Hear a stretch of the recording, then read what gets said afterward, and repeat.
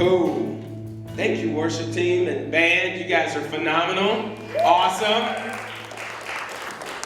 So this is the second to last week. Exactly. What? To the Amazing Race. Green, come on, green team. Green team, I see y'all. Black team, where you at? Come on. Pink team, where you at? Yellow. Come on. That's what I'm talking about. So check it out. This series has been really fun, and what I want to do actually this week is I want to jump on a Facebook Live and maybe invite one of you guys onto the Facebook Live. Let's just talk about how God has impacted you this series. It's been incredible. We've been going through exercises of mind, body, and spirit, and next week is going to all culminate with the Amazing Race Games. It's going to be nutso. That's a word. I made it up. It's going to be really, really cool, and we're going to compete and see who's going to be the grand champion of this amazing race. What team is going to be the grand champion of this amazing race? And so if you've been following along, I don't know whether you've been following online, we got the messages online, or maybe you've been coming to church. We've kind of gone over the last couple of weeks a few messages through a book called Corinthians. And we've been in a really short section of Corinthians. It's actually 1 Corinthians chapter 9, verse 24 through 27. If you don't have a Bible, go ahead and raise your hand. We want to get a Bible to you. We want you to follow along. Somebody jumped the gun and threw the text up there for me. It's all good. We're about to read it. They're like, get to the point, Pastor. Come on. I see you guys. 1 Corinthians 9, verse 24 through 27 says this: do you not know that in a race all the runners run, but only one receives a prize? So run that you may obtain it. Every athlete exercises self-control in all things.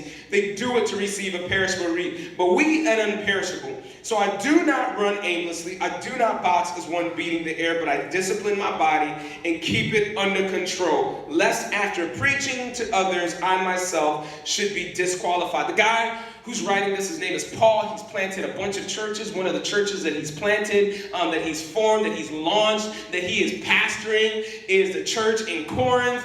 And he's writing them a letter as he's traveling to other places. In fact, it's written that as he's writing this letter, he's in prison. And he's letting them know, like, listen, I've been running hard. I've been serving well. I've done everything that I possibly can to serve you guys, to serve the mission of God, to serve the church.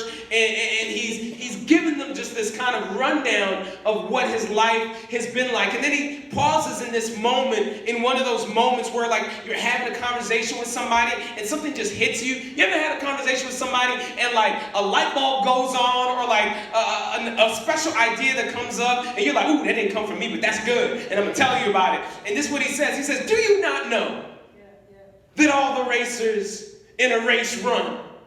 He begins to start reflecting about his own race and how he's not out here aimlessly beating the wind. He's not running aimlessly, but there's a point to his race. And in the first message, we realize that we are in a race by choice or by default. Many of us are in a race by choice, by default. If you think, I'm not in a race, listen, you were born. Every race has a beginning and every race has an end. And everybody wants to finish strong. And I'm sure everybody in here wants to finish strong in this race called life. And so just know, whether you choose it or whether you don't, you're in a race.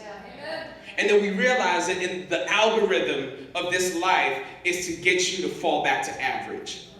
The average of this life is always to pull you back, is to slow down your progress. But we discovered that when we say yes to Jesus, when we turn our lives over to Christ, he gives us a new DNA. We become a new creation, and our DNA is now wired to win.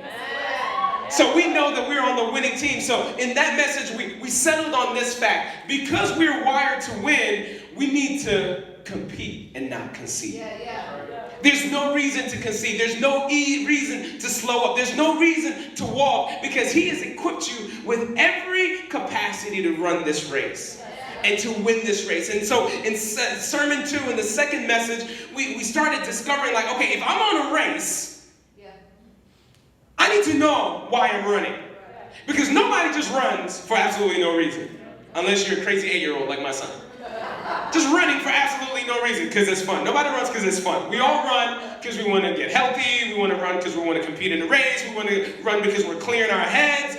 And we come to these places in our lives where we don't even know why we're running. We've been running for so long where it's like, why am I even running? We've been in this race for so long, the race of faith, the race of marriage, the race of relationship, the race of school, where you're like, I don't even know why I'm doing this anymore. Anybody been to that point? Where you're like, I don't know why I even get up every single morning. And we discovered that if you've got to run the race, you've got to know your why. Your why is going to keep you from getting distracted. Your why is going to keep you from quitting prematurely. Your why is going to be the thing that keeps you going. So we said, start with the vision. Write the vision. Make it plain. Write it down somewhere. So that when you get to the point where you don't want to run anymore, you go remember your why. So first message, compete, don't concede, because you're wired to win. Number 2, start with the vision, because if you don't have a vision, you won't know why you're running. And if you want to stay in the race, you got to know your why.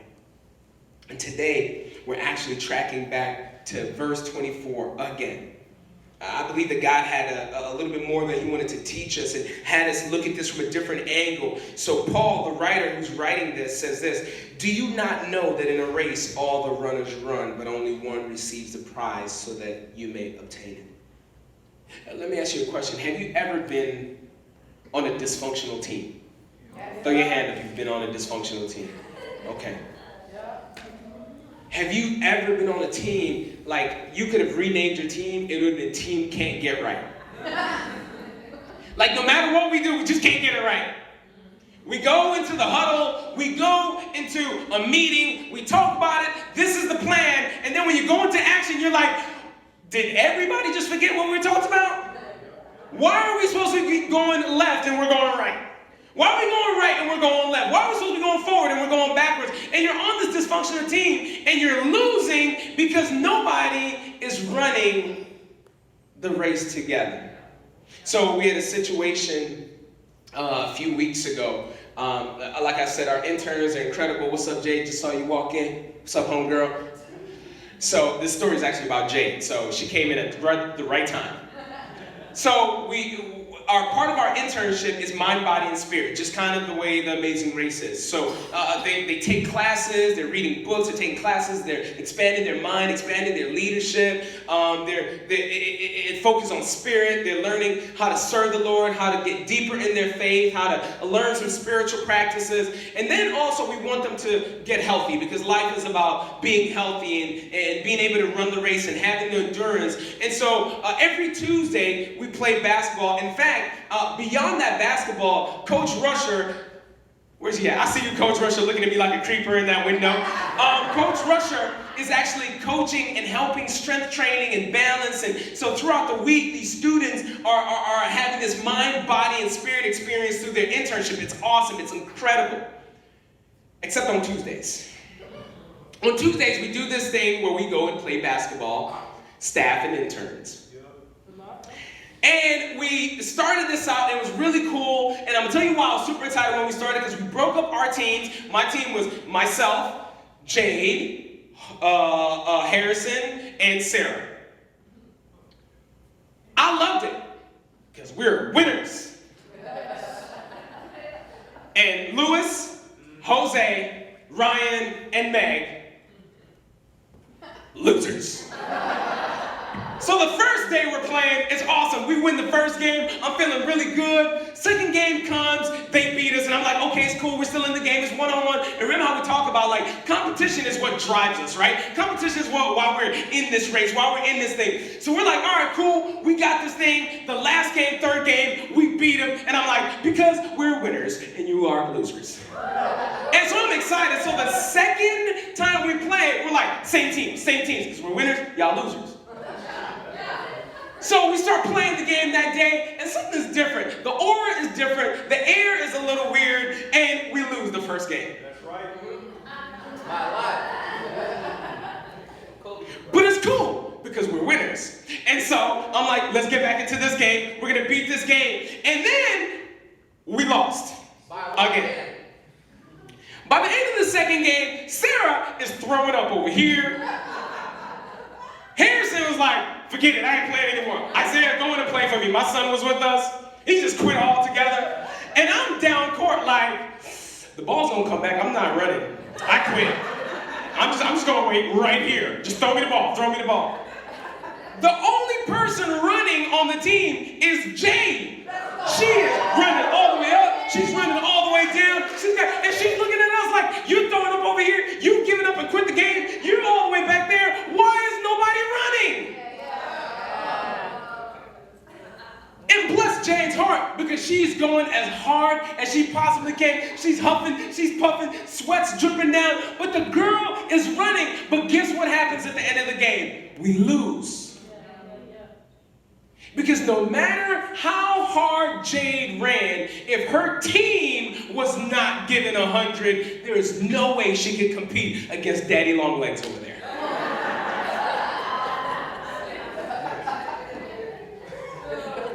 And here's the reality.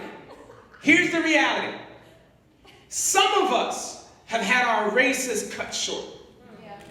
Some of us have our races incredibly impacted because the people we thought were supposed to be running with us were not. The people we thought are supposed to be surrounding us actually gave up on the race, and we were out here running alone. But here goes the flip side to it.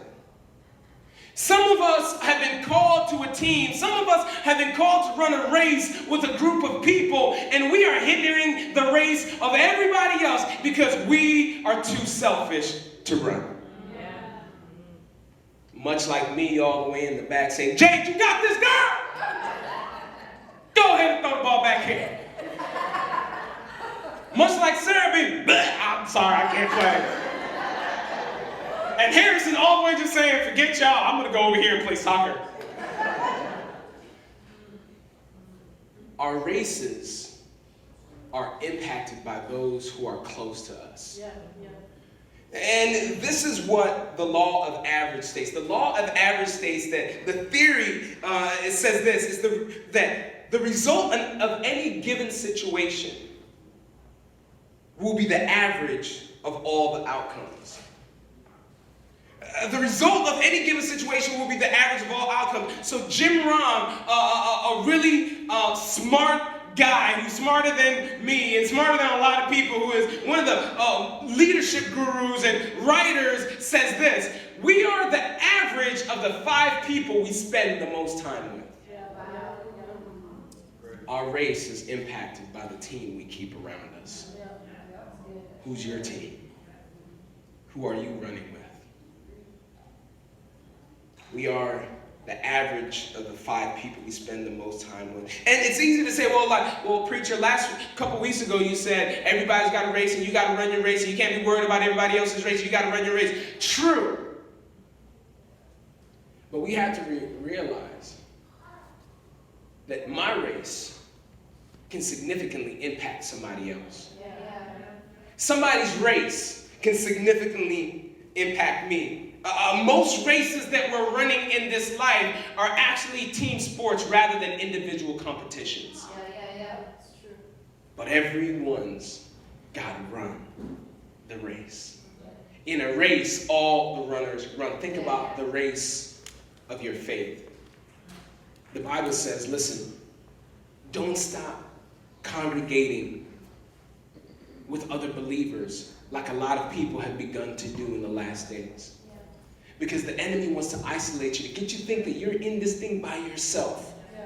So that when you get tired, nobody can carry you, nobody can come alongside you and run alongside with you.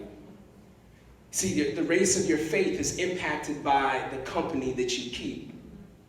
The race of your marriage. Anybody know that when you're married, it's easy to say, I'm gonna pull the load this time, and you're just in a bad season. I'm gonna work hard. But how many of you guys have been working so hard that we see that the other person just gives up, and no matter how hard you want to run the race, you can't keep running the race because the other person has totally given up. So the race that you thought was supposed to be for life ends up being cut short because it was supposed to be a team thing. Race of school, Students, you're not by yourselves. It's not just about you and your fellow students. It's about your teachers. We're running this race, and how many of you guys in here have been positively and negatively impacted by a teacher? Our race impacts those around us. Others, people's races impact us. Everyone is supposed to run the race. But realize that most races in life are team-oriented and not individual competitions. Point number one. You're only as fast as the team you're running with. As you know, there's different types of races. Got marathons, got the 100, got the 400 relay. And that's actually one of my favorite types of race, is the relay race, where you've got to pass the baton. Where running is not you isolated in this vacuum by yourself, where all I do is run and it doesn't affect anybody else. In a relay, your run affects the person in front of you, and the run of the person behind you affects your run. Everybody has to give 100%. And in the relay race, you realize this: your team is only as fast as the slowest runner. If runner A is running hard, and runner B is running hard, when you get to runner C, if they decide to walk, if they decide to dilly-dally, if they decide to get distracted, at that point, no matter how hard the D runs, because at the end of the day, when you get to D, you've already been significantly slowed down and impacted as a team. Yeah. You're only as fast as the team you're running with. Third game is championship. Sarah, Muta, Harrison, Jay. We all gave up. Jay kept on running. But we lost because we didn't play as a team. Yeah. And many of us are sitting here. Our lives are a result of our parents' failure to run. Our lives and relationships are a result of past relationships' failure to run. Our careers, our education is impacted by teachers and co-workers' failure to run.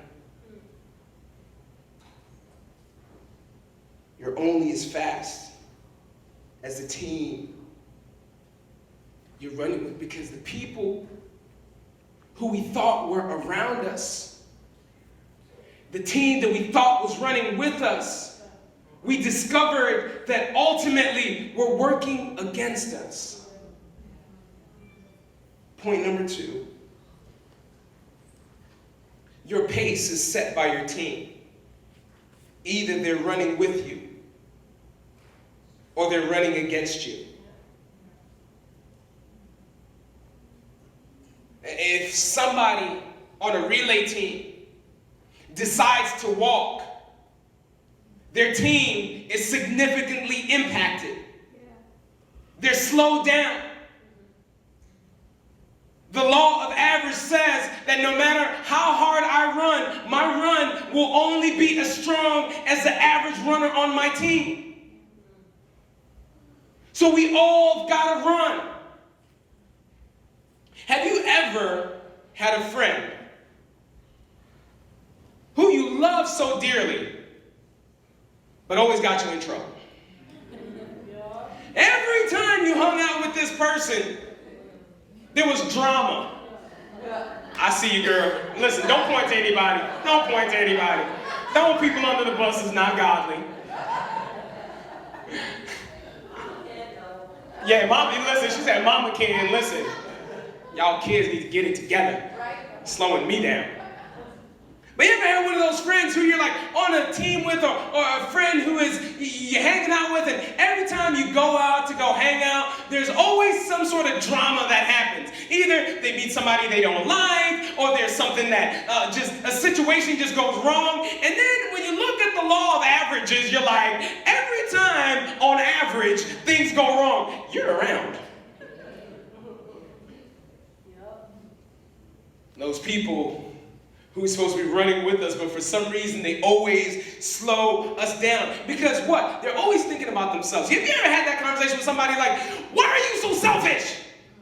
I can't just ever have a good time without you. I mean, with you. Yeah, with you. I can't have a good time when you're around. That's what I meant to say.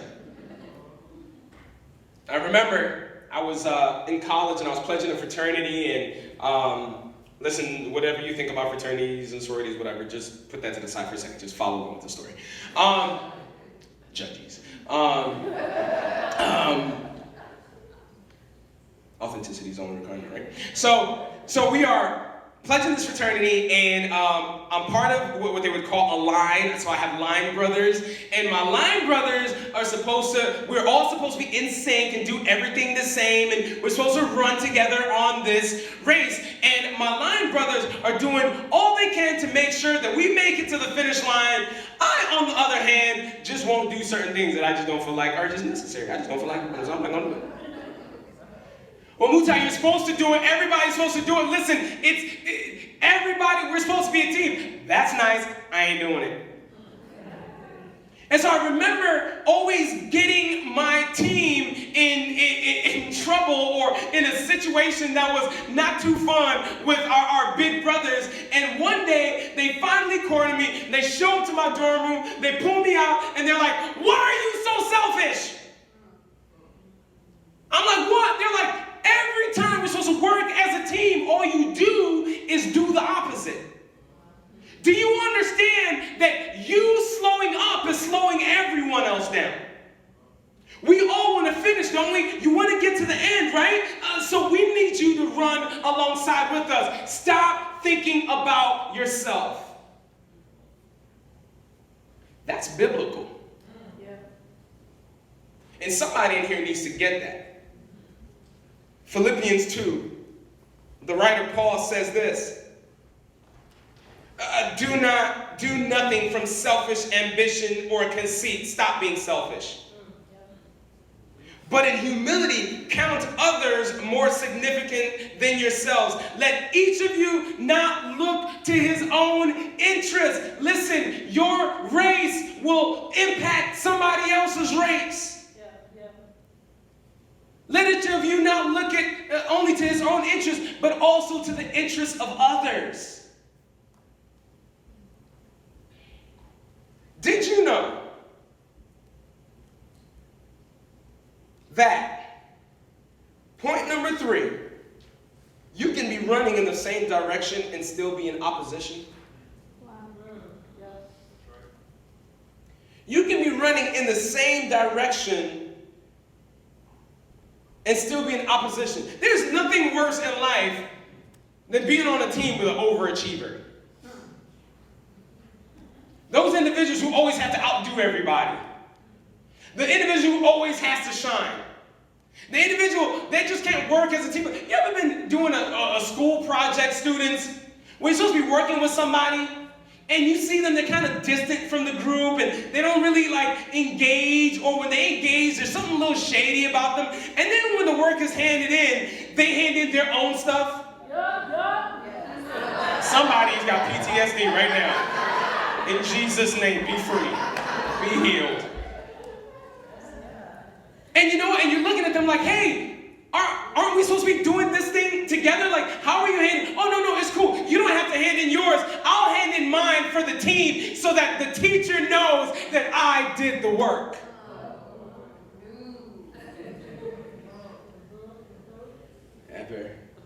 Ever been in that situation? Scripture tells us the story about Jesus and his disciples. There's 12 of them.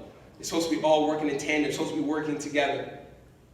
three of them are kind of close to Jesus. He kind of pulls them to the side and kind of, does some different things with them. But they started getting a big head and started thinking like, hey, they were better than everybody else. But yet, when Jesus sent them out, he sends the 12 to go on mission together. And in fact, when he leaves earth, he sends out his disciples. He sends out the 12 again. And so they're supposed to be working together, supposed to be working unified. But yet, there's a couple of individuals in this group who are overachievers. These overachievers decide to concoct a plan. In fact, it started with their mother. Somebody laughed. Oh boy. That is hilarious. It starts with their mother. And their mother is like, listen, you guys have been hanging out with Jesus all the time. You know how he pulls you guys to the side sometimes? That means you guys are special. In fact, what you need to go do, you need to go tell Jesus that he needs to answer this one question for you and give you some preferential treatment and some special treatment. So they sit there and they're like, Mom, you know what? You're a smart woman.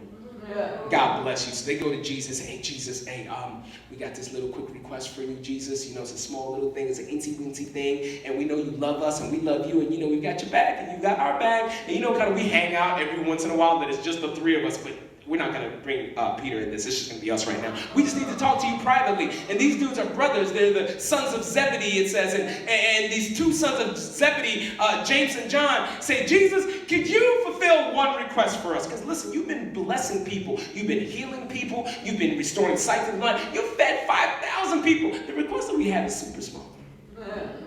Just small. Just small. Jesus, can we ask you this one question? I promise you say yes. Pinky swear. You're my boy. Jesus, do you love me? You know what I'm saying? Like, Jesus, come on. You can do this. So Jesus is like, what do you want? They're like, Jesus, so check this out. You know how, you're about to go to heaven and all that? And we're supposed to come with you at some point in time? He's like, yeah, what's up? So check this out, Jesus. This is an incy-wincy small little idea that we have. It's not really a big deal. You're going to laugh at this. Listen, when you get to heaven, and then when we get there, can James sit on one side, and I, John, sit on the other side? And then the other 10 find out. They were like, wait, hold on. I thought we were on the same team. I thought we were all on mission together. I thought we were all in cooperation together. How is it that you guys had to corner Jesus and try to get special treatment and leave all of us behind? Did you know, people, that you can be running in the same direction as people and still be in opposition? Not everybody who's next with you is with you. Not everybody who celebrates you and high-fives you is actually your friend. You got to watch the team that you keep around you. Verse 24b, so he says, do you not know that in all the races run, but only one receives the prize? Listen, in team sports, everybody wins. It is not a solo mission. When the NBA Finals finally came to a head and Toronto Raptors took all their glory home, not the coach went up there and be like, I won this game all by myself and I am so thankful and I take the trophy home and you guys can kick rocks. I know you would have done that, Jose. Selfish. Philippians 2, Jose. Read it, for real. And you call yourself an intern. No, I'm joking. All right, I'm going to leave you alone. But the reality is when we are on a team, we are all supposed to win. There are no solo winners in the race of life, y'all. There is no solo winners in the race of faith, y'all. We are all running our race individually, but it's all interconnected to the people who are running alongside with. They're not our competition. Our fears, our sins, our pride, our weaknesses are our competition. The people we're running alongside with, these are our teammates.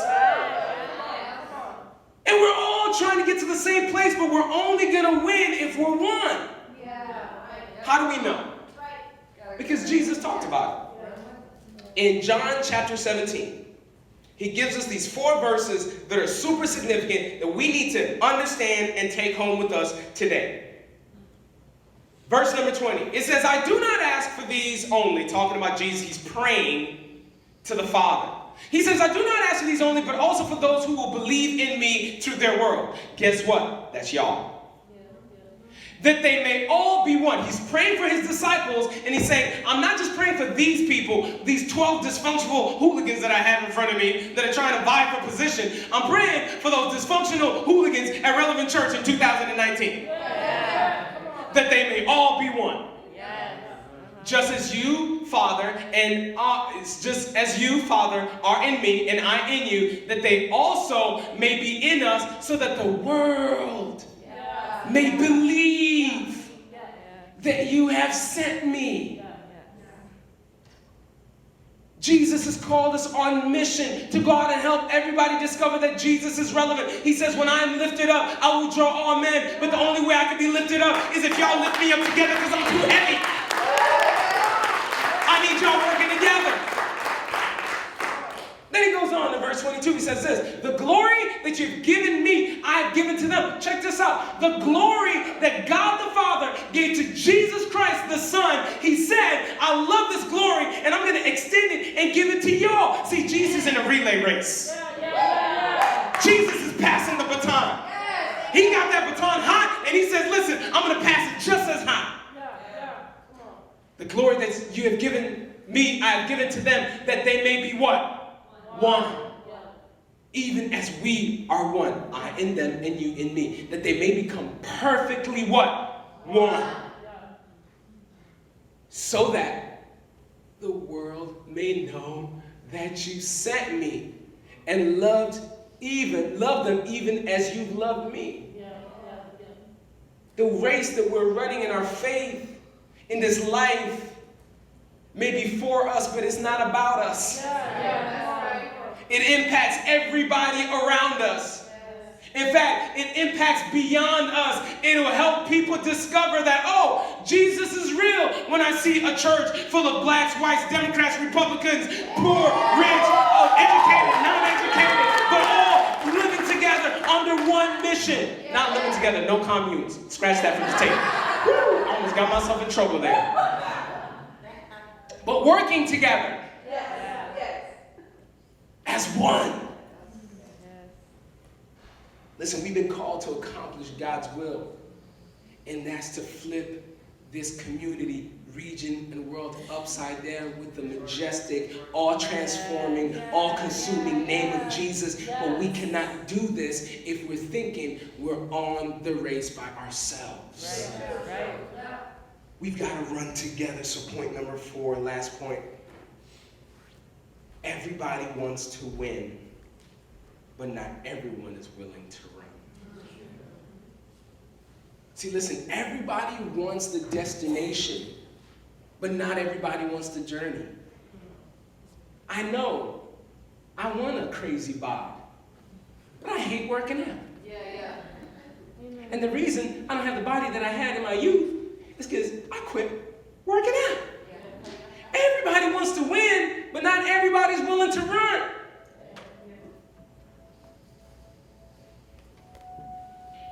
So what does he say in the third part of this verse? Do you not know that in a race all the runners run, but only one receives the prize? So run. So run. Run that you may obtain it. Not run and you may obtain it. Run that you may obtain it. Because you've already been designed to win. You've been given a new DNA. So just run. But you got to run as a team. You got to run with the people alongside of you and recognize that your race affects the person who's running next to you.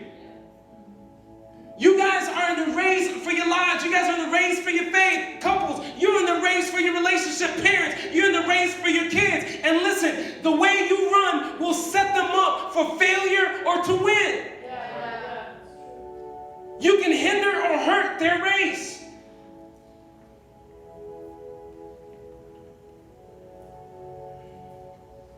Something that really convicted me.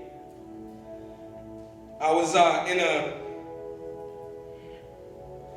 and I was hearing a conversation take place. I can't even remember where they were.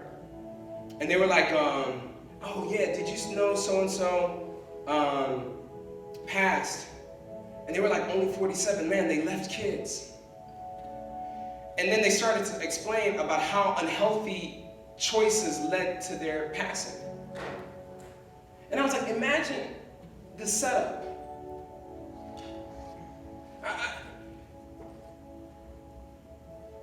We have the ability to cut our lives short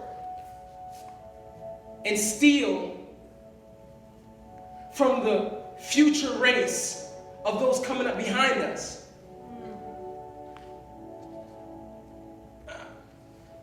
I think about in faith, how sometimes we show up to church super disengaged. We come out here out of duty. We're like, hey, we should be serving. The prodigal sons and daughters are coming in home. God is bringing his children home. And we're just not excited about it. Not realizing that God has placed his glory baton in our hands. And we're supposed to be running the race. So when we show up Sunday morning, we need to be excited because there's somebody else who you need to hand the baton of God's glory. Think about it like this. Can I get a couple volunteers? Somebody from the black team. Somebody from the black team, just come up right here. Come stand right here. Somebody from the black team. Thank you, Jose. Somebody from the yellow team, come up right here. Just stand right here. Thank you, Linda. Somebody on the green team, back corner, right corner by the doors. Yep, come on, green team, back corner. Yeah. Somebody from the pink team, stand right there in that corner. Where's my baton? Remember, Jesus said, the glory that you have given me, I have now given to them. What is this baton of glory? See, all of us in this life have a baton that we're passing on. See, check this out. You know how we've been doing this series, The Amazing Race? It's been really cool to be competitive, and everybody's like, green team, yellow team, black team, pink team. Like, everybody's super excited, and then we've got all these challenges, and then we're in a race to complete the challenges and outdo one another. Well, you know what? That's also biblical, because Jesus says, the word says, outdo each other in giving honor. So if you are in a race together, hey, listen, if I work hard by giving you the glory that God has given me, and then you work hard and give that glory onto her, now you're passing the baton of love, and then she runs and she passes the baton of forgiveness. And then she runs and passes the baton of righteousness. And then he runs and he passes the baton of generosity. And then he runs and he passes the baton, and then we keep running and keep running. And what we don't realize is that every time we're passing the baton, we're setting up the next person to win. Because at the end of the race, we're all going to hear, well done, good and faithful servant. You've been faithful with a little. Enter into the joy of our Lord. It is a team thing. Everybody say it's a team thing. It's a team thing. So here's the deal. If it's a team thing, run like it depends on you. Run as if you are the only one running in this race, and set up the next person to win. Make sure you're handing off the baton of love. See, in a relationship, when you are with your spouse or with your girlfriend, make sure you're running hard so that when they feel low, you can give them the baton of love and encouragement. With your kids, set it up so that you can give the baton of love and faithfulness to our devotion to God. Run so that you can give the baton of generosity, so that the people who walk in through this door will be blessed by your gifts. So if you remember nothing else, this is what I want to encourage you today. Set the pace. Set the pace. See, in a relay race, a team is only as fast as its slowest runner. And as a church, we're called to run on mission together. Together. And yes, the challenges are real. Yes, the race can get hard. Yes, the race can get difficult. Yes, there are distractions that are going to come. But if you run like it depends on you, you will always set the pace. You will always set the pace. Jesus was getting ready to go to the cross.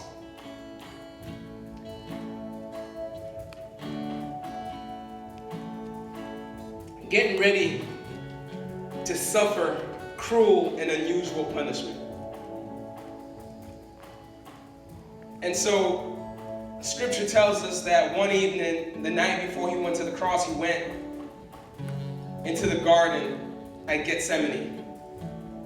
And he just wanted some time to pray to the Father. And he told his team, hey, listen, you guys wait right here. Can you do me a favor? We're a team, right? Yeah, Jesus, we're a team. You said you were with me even to the death. Yeah, we're with you to the death. All right, do me a favor. Pray with me. I'm about to go pray over there. I'm about to have an encounter with my Father, and I need you here supporting. I need you to run with me. He goes, and he begins to pray, and he comes back. And instead of running in prayer, the disciples are sleeping. His team is sleeping when they should have been running. So he says, what are you doing? Don't you know that the hour is coming? I'm about to go away, and would you just stay up? Would you pray with me? Will you run with me? You're my team. He goes, and he prays again. He comes back. Surely, my team is running with me. And they're sleeping again when they should be running. So he says, what's going on? At this time, he's sweating blood, and they're so unconcerned by him. They're so worried about their own race. They're so caught up in their own fatigue that they don't even notice that the sweat of blood dripping down the Messiah's face. And he says, would you stay up with me and run just a little while longer? He goes. And what happens? They fell asleep again. And you think the story is over, but the story tells us that now Jesus has been arrested. All of his friends have scattered and run away. There's one, though, who's staying close. Peter. He's following Jesus around. He sees them treating Jesus harshly.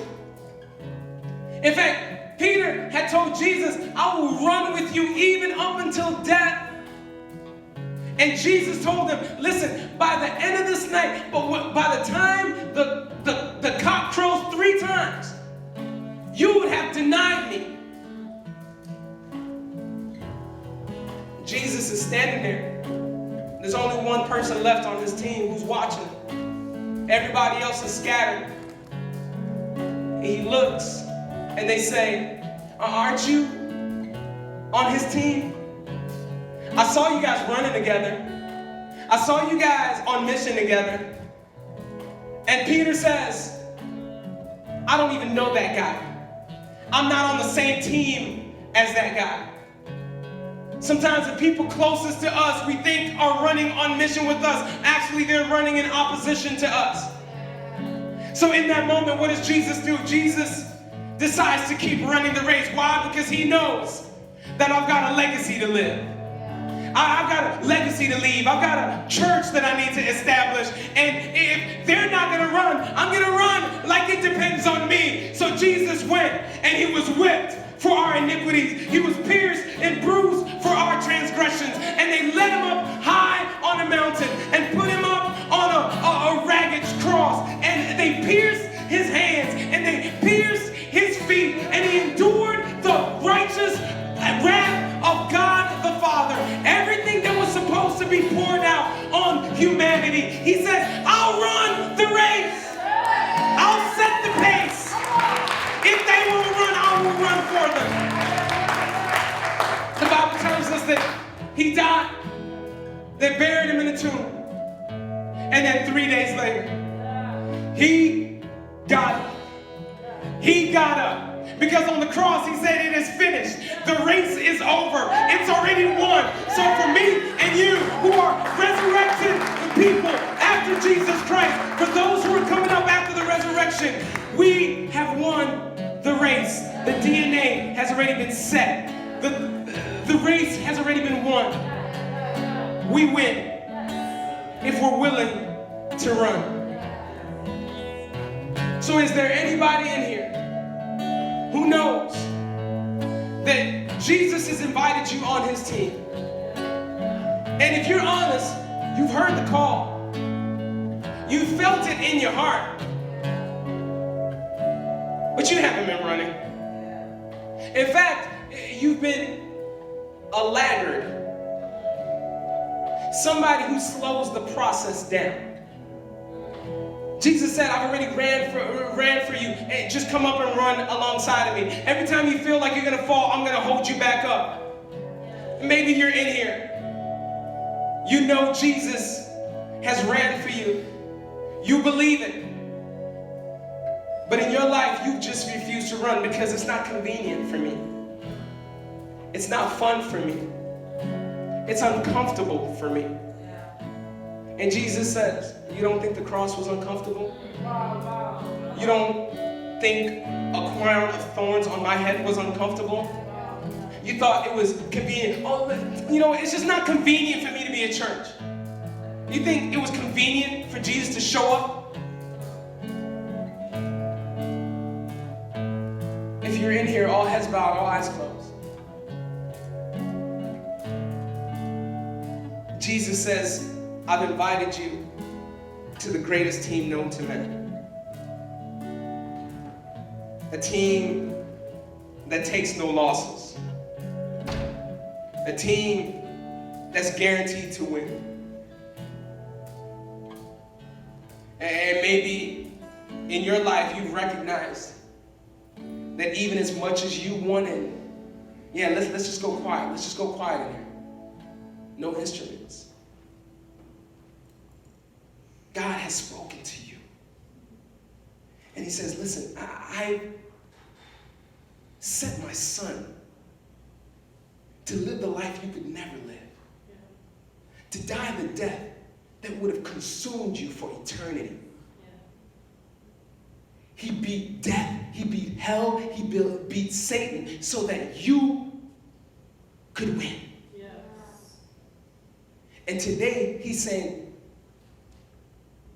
will you stop being so selfish?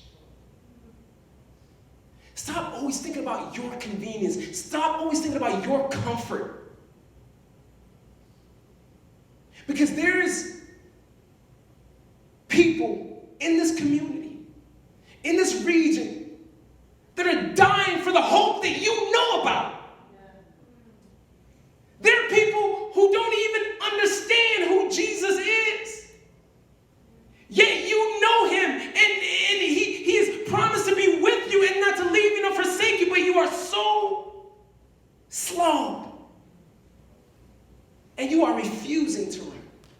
So the first call today is for somebody in here who you know you've been called. But out of your own selfishness, you've chosen not to run. And Jesus is saying, I need you to run with me today. If you are in here, right where you are, stand up. Right where you're at. I'm not even going to let y'all know if somebody's standing. Keep your eyes closed. Because this ain't about you. This is not about them. It's about you. Jesus wants to talk to you personally. You are in this room. You've heard the call. You know Jesus is with you. But for whatever reason, you're choosing not to run, or you've chosen not to run, and today you're saying, nope, I'm done. I'm going to set the pace. Because there's other people coming up alongside of me, there's other people coming up behind me, and I need to make sure that when I pass this baton, I got to pass this baton hot. If you're in here, right where you're at, stand up. Number two, you didn't know Jesus. You've heard about him. Pastors talk about him. Heard family talk about him. But today you've recognized that Jesus ran the race that you could never run. And if you're honest, you've tried to do things by yourself and you've realized that I have hindered my own race. And today you're saying, nope, I can't do this thing. Life is consuming me. And today, I'm getting in the game. If you're in here, right where you're at, could you stand? And the people who stood for the first call, I want you to keep standing. Because when the other people open their eyes, I want them to know that they're not alone. This is a team effort. Yeah. So if you are in here and you're saying yes to Jesus, right where you're at, will you stand? Will you stand? Final call. You've been walking with Jesus. You're falling off the wagon every now and then. You want to follow him, and today what you're saying is, you know what, I got to be all the way in. I've got to be all the way committed. Today I want to be baptized. I want to join the family. I want to get in the game for real, for real. Right where you're at, will you stand? If today you're saying, I want to be baptized, right where you're at, will you stand? Will you stand wherever you're at? Now listen, everybody's heads are bowed, everybody's eyes is closed. I want only the people who are standing to look at each other. Look around. You're not alone. This is your team. Come on. Now, I want everybody in this room to stand. Right where you're at, stand up. Because the people who are still sitting are the people who are running the race. Yeah. And this is what they're telling you.